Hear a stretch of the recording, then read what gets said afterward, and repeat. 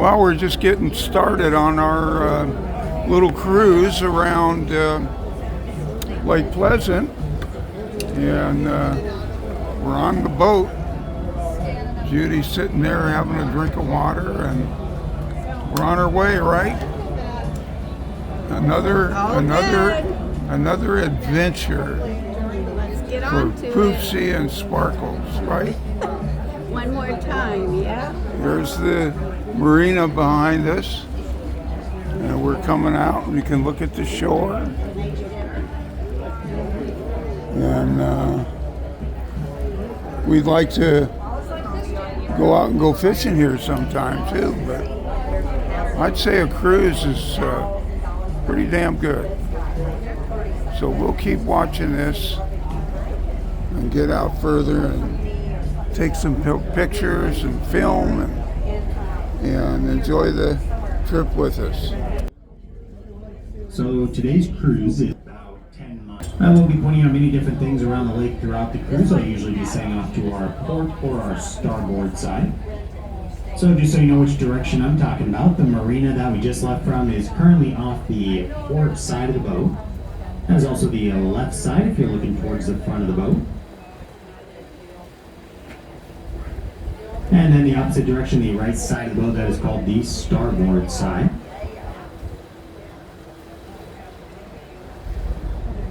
And I want to tell you a little bit about the boat we are on today. The Phoenix Cruise boat was built up in Coeur d'Alene, Idaho by Finney Boat Works. And it was shifted down here to Lake Pleasant over 3 days, traveling about 1,350 miles to get here.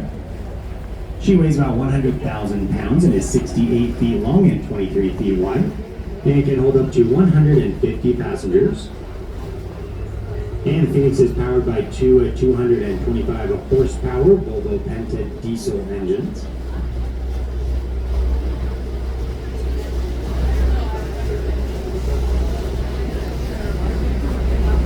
So in the state of Arizona, there are only two naturally occurring lakes, which are Norman Lake and Stoneman Lake. And that means the rest of the lakes in Arizona are man-made, which of course includes Lake Pleasant. Lake Pleasant is a man-made lake. It is the 6th largest lake in Arizona, but it is the biggest lake in the Phoenix area. There are 3 other lakes around Phoenix. Those are Bartlett Lake, Saguaro Lake, and Canyon Lake. Lake Pleasant is about 5 to 10 times the size of those other lakes.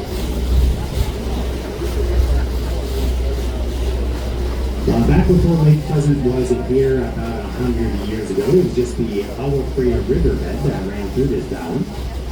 And rivers in Arizona are not like rivers in most places. They don't flow year round. Then we have water in them when we get enough rain and runoff.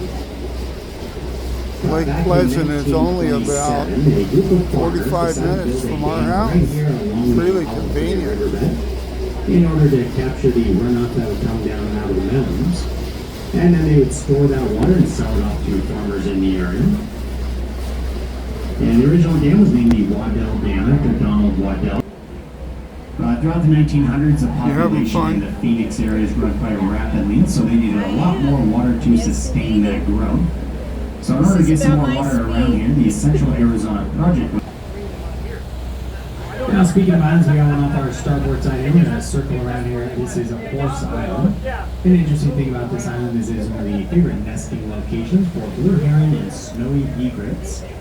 Both the birds come into the area each year for their nesting season. They build their nests around the lake on some of the islands up in the trees. But this island in particular is our favorite one to nest on. We usually have 20 to 30 nests just on this one little island each year. And if you look over there on the island right now, you see some big gray birds that's sitting up in the trees. Those are the blue heron.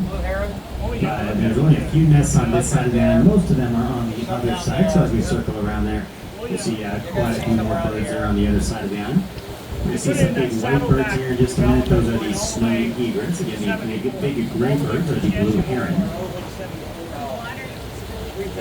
And they nest out here about March through June, and so they're right in the middle of their nesting season right now. They typically lay their eggs in March. The eggs usually hatch sometime in April, which is right now. So the eggs should be hatching right now. Many of them probably already have. And then The little baby birds will be growing up over the next couple of months, and then they'll usually be fully grown sometime in June. And if they're ready to leave the nest, pretty much all the birds will leave the area. They'll all head somewhere a little cooler for the summertime. And then many of them will come back again the following year, usually showing up in snowy egrets up there, also some more blue heron. Of course, the snowy egrets are much easier to see up there, but we have a whole bunch of blue heron that's scattered around up in the trees as well.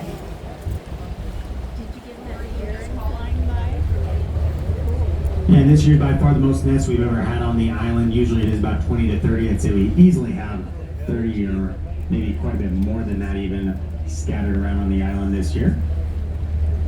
And you may see some of the birds sitting up in their nests with their wings propped out. The blue heron in particular do that. They like to shield their eggs and the babies from the sun, so they'll kind of up their wings out there to block the sun.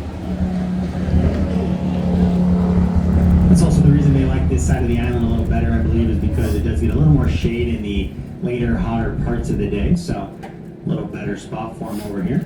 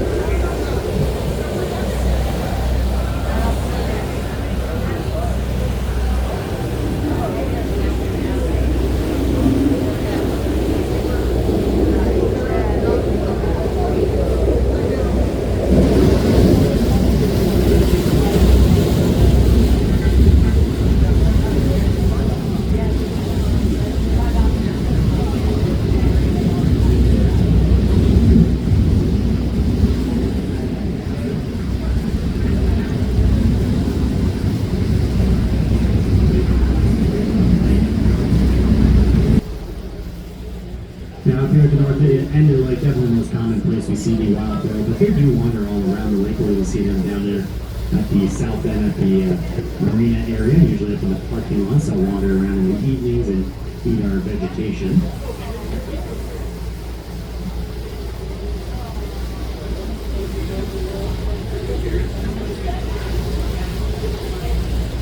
So we've got about 7 of them dead ahead of us, I believe. That's how many I see there. A couple off to the right side if you're looking for one. I think we got one more off to the left side as well.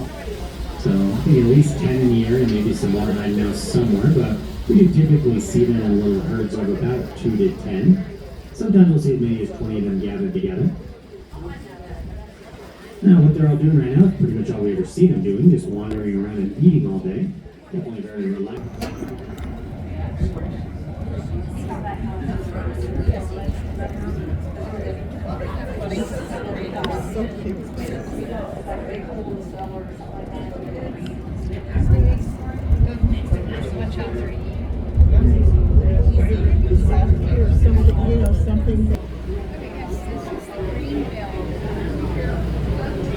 Some of the cactus in this desert are protected species, and what that means is if you do anything to harm them, like cutting them down or illegally transporting them, you could be subject to up to 4 years in prison.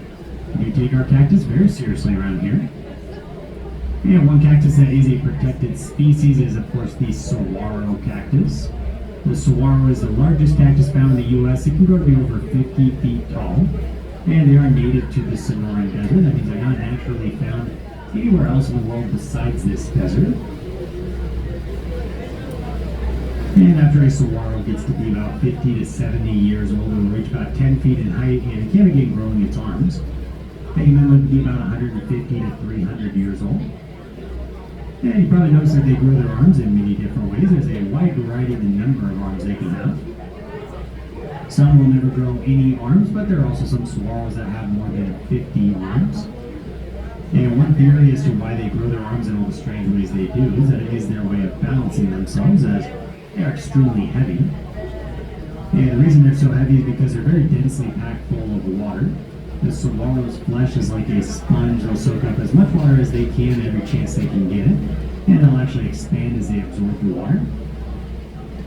And they can store enough water to survive over 1 year without needing additional water. That's how they survive out here in the desert.